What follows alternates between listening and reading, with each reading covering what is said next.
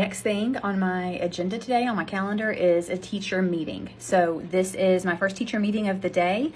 This is one where a teacher has reached out for some support in instructional strategies, has been working in this particular content area and subject for years and years, has some really fantastic stuff that they're doing, but has heard about some of the coaching I've been doing with another teacher who is new to the district, who is doing using different strategies for things.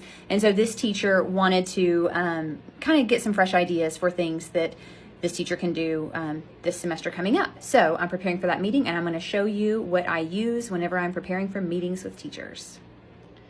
So I'll start by saying that I use Google Drive for like everything in life. And so I have starred category here. I like to star things that I use frequently in my Google Drive.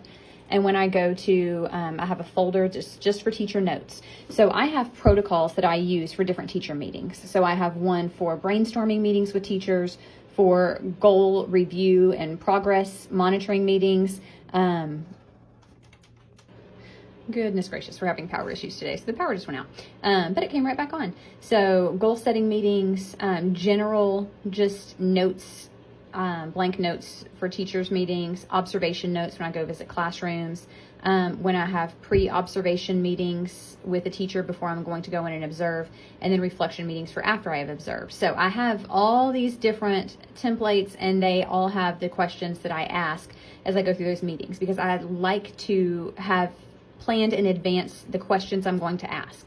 So for this particular meeting coming up, I'm going to meet with this teacher, and I have my standard questions that I ask about what the purpose and goals for the meeting are. We're exploring and generating new ideas, making the plan, how we're going to collect evidence on student progress and understanding and learning, what the next steps will be, and then a reflection.